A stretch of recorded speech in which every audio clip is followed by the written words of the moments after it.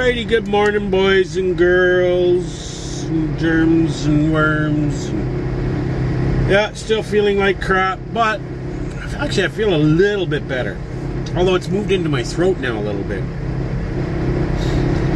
A little bit of a sore throat, cough this morning.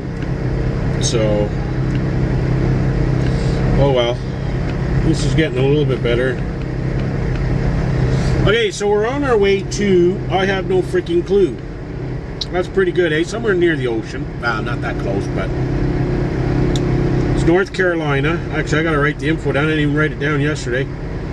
May as well write it down this morning before I forget, because that's my motto. Write it down. Not my motto, but come on, there we go. Okay, so I hope I'm boring the crap out of everyone right now, probably. Okay, we're going to New Bern, North Carolina. New Bern, North Carolina. Burn. Not burn as in burn something, but B-E-R-N. New Bern, North Carolina. That's where we're going. Alrighty, so I'm going to do this up and then we're going to get rolling. Alrighty, boys and girls.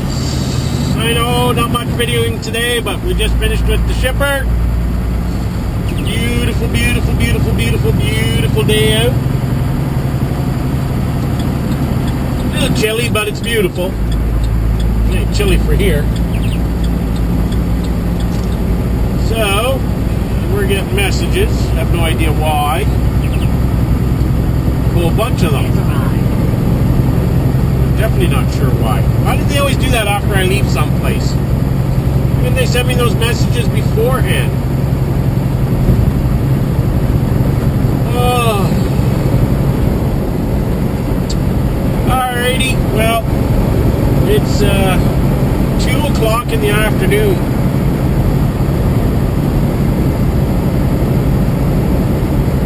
So I don't know how far we're gonna get, but we'll see.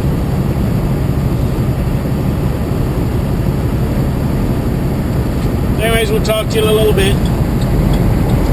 Oh yeah, the scale's open. Lucky me. Of course, here in North Carolina, they don't have pre-pass.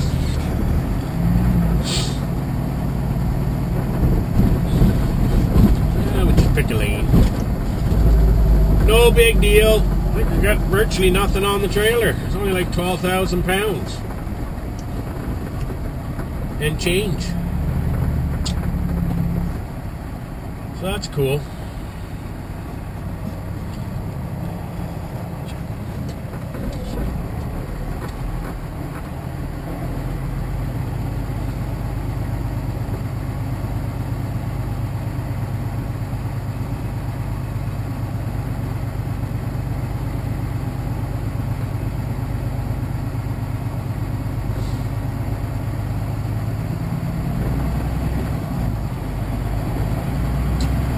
And that's how simple it is.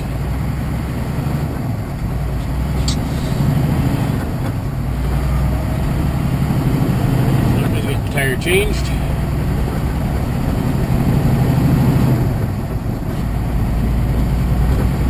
Back on the highway we go.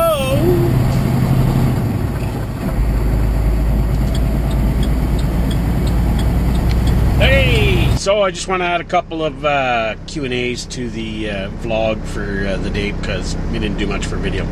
Alright, this came from the Metal Mechanic I'm looking at my computer, that's why, so just give me a second. The Metal Mechanic 467, okay? And this has to do with the fact that I had the tire blowout the other day. And in regards to the steer tire being put on, I found out from, why they do that here at Celadon. And someone had mentioned it before too. It's basically because they get a certain steer tire or drive tire that they want on all the trucks, and of course they get their discount. And of course Celadon doesn't buy virgin rubber once it gets through the life cycle of the original rubber from the factory. They buy recaps. So, and that tire was a recap that blew. I'll get into that in another video and show you how you can see whether it's recap or not. But The reason they get the steer tires is because as soon as you get to a shop, they pull it, they put a proper tire back on, match it with the other drive tire to make sure that, you know, the proper height and everything, and then of course they use the steer tire to put on a steer tire. The way they have spare steer tires. So, anyway, that's what they do. So, but he puts in his comment here, some companies won't send a tire truck unless it is a steer tire. If it's on one of the dualies, they direct you to the nearest tire place and tell you to drive with it. That is false. If you're working for a company that makes you drive on it, they're just a bunch of dicks, okay? And it's illegal, okay? You can, if DOT or the police see you, you know, they can give you a ticket. Now, depending on where you are, obviously, if you're trying to get off someplace safe, they don't have a problem with that. But I've seen trucks get pulled over driving down the highway at, you know, a little bit less than normal speed, but just booting her along with a flat tire, get pulled over for it, okay? And I know for a fact, I've seen guys, I've heard of guys, I shouldn't say I've seen, but I've heard testimonials from guys that have pulled off onto a DOT. Now that's a mistake, number one. But you think it's a safe haven, pulling off onto a DOT scale with a flat tire, and end up getting inspected and getting a ticket. But I don't know how, you know, there was other circumstances in those, but either way, you can get a ticket for driving on a flat tire for an extended period of time if you get caught, okay? So the companies do not make you. They say, listen, can you limp it up to a truck stop? Then you make the decision if you can or can't. Old school tells you, yeah, you know, depending on where you are, depending on the blowout. I mean, if there's rubber flying off of these tires, which does happen, and you guys see it all over the highway, that's a danger. And if you continue to drive on it, you will get a big fat ass ticket, okay? So I don't know, metal mechanic, who you work for, and if they're making you do that, bad choice. And if you're just saying that because you heard it from somebody else, you all know what I feel about hearsay, okay? Don't ever repeat something that you heard from somebody else unless you know it firsthand, okay? Because you know how the grapevine works. Stories get told and webs get spun. So, anyway, that's for that question. All right, so we'll give you another question here. Comes from Jonathan Johnson from Facebook. Sent this message in. Hey Jerry, love your videos. I was wondering, what does it mean when a load is bonded? Okay, well, it's not, basically you're putting a load in bond, and it's basically if I'm taking it, if the load's going, let's say, for example, from here to Mexico. So it's not, there's no destination in the U.S., so it's not going to clear customs for the U.S., so you put it in bond, which means it has a special seal, and it has to travel all the, you're putting it in bond through, here I go with the hand, through the U.S. I don't know why I do that. And its final destination is going to be in Mexico, so it'll only clear customs going into Mexico. So you're putting it, the shipment, in bond. Or another would be if you're sending it to an inland seaport, or, you know, one of the coastal ports, like on going onto a container ship and stuff like that. You can put it in bond through the U.S., then it gets to the customs area in the port, and then it'll go from there onto the ship and travel to its final destination. Therefore, it's not staying in the U.S., so you'd be putting it in bond. So that's what that means. All right, so our next question is actually a good one. Comes from Zero Fear 88. Okay, it's from an older video, New Trucker Q&A Part 1, way back when. And he put, would it be worth getting a CDL if I'm only interested in driving local? I have a new wife and 4-year-old son, but I always liked the idea of trucking. I know it's usually hard for new drivers to land local jobs. Now, I can't read the rest here on this because actually I've got to go to the video itself. But alright, so anyway, yes. Okay, so is it worthwhile for you to get a CDL if you just want to work local? Well, of course it is. Why not? There's lots of opportunities for local drivers. There's lots of opportunities for someone with a CDL. Number one, you got UPS, FedEx. There's 2 jobs right there, okay? They're always hiring. Now with them, a lot of times you need experience, so you may get on there starting off driving one of their vans or something like that, and then you can graduate up. But if you have your CDL, all the better, right? Another thing too is you got local cartage companies, the dump trucks, dump trailers, etc. I don't know about in the US, I'm not 100% sure, but here in Ontario, if you're going to drive a dump truck and you're going to pull a pup trailer, you have to have a Class A license. So that's the same thing as a CDL, CDLA or whatever. So yeah, you know, those are great jobs there. They pay great. I know sometimes they're seasonal, but depending on where you are, like up here in Canada, I mean, you go from the summer season to winter season, your construction season's all year round. But a lot of times too, you go into snow removal, and you know, depending on what part of the country you're in, there's a lot of snow to be removed. Trust me. I know in Ottawa, especially this winter, they wouldn't work in steady all winter, because they work on an 8-day cycle there, clearing from the center of the city outward, and if it snows within that 8 days, they start in the center again.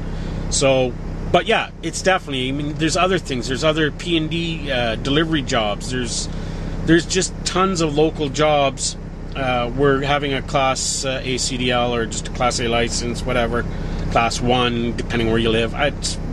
There's lots of jobs, okay? So definitely getting a CDL, in your case, isn't just about being over the road or long-haul trucking. There's all kinds of local jobs. So yes, definitely get it. Alrighty, okay, so we'll do one final one here. And this one, okay, well, I'll just read it out to you. It comes from Len Burns, okay? Again, from one of last year's videos. It's a recent post that he put on there, but he was asking, Jerry, what is your company's policy for sitting out a storm?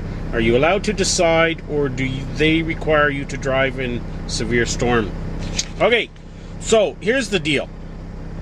And this applies to every single company out there. And it's not as much a company policy as it should be a driver policy for you guys, okay? I will never let any company tell me when it's safe and not safe to drive. Okay, that decision solely rests on you guys. Now, if it's just a few flakes coming down, let's say for snow or whatever, and you use the excuse, oh, the weather's bad, I'm parking. Okay, remember, your companies have computers. They can check the satellite weather systems, and they can see what areas are having bad weather. So you can't use this excuse as just a free-for-all to just stop driving for the day just because you don't feel like it. Now, if the weather is legitimately shitty and crappy out, and you feel it is unsafe, then you need to pull over. Because you should only drive to your own ability. Not somebody else's ability, but to your own ability. And I hope I'm putting that across properly for you guys and gals. Sorry, I keep forgetting to mention the gals. If you feel it's unsafe for you, then you need to pull over, because then you're just becoming a danger to everyone around you. And not just to yourself, but to everyone, okay? Just because your reactions are going to might be poor judgment. You might overreact just because of, you know, you're white-knuckling it on the wheel. You know, it's time to pull over. You may overreact. Now, some people, and I'm guilty of this, I'm not scared of the weather. The weather really doesn't scare me. I go by the feel. And if I feel that the truck isn't handling properly in the weather, that, you know, I'm not getting the proper traction and whatnot, then I usually say, okay, it's time to pull over. Also, I go by, you know, if the visibility starts to get pretty pissy poor, you know shit's going to happen. And it may not be because of you, but it could be because of other people's inability to drive. So, you really, it's a judgment call. And I tell everybody to just drive to your own ability. Don't push yourself to the point where you're scared. Because if you're scared, it's time to get off the road. Just park it, you know.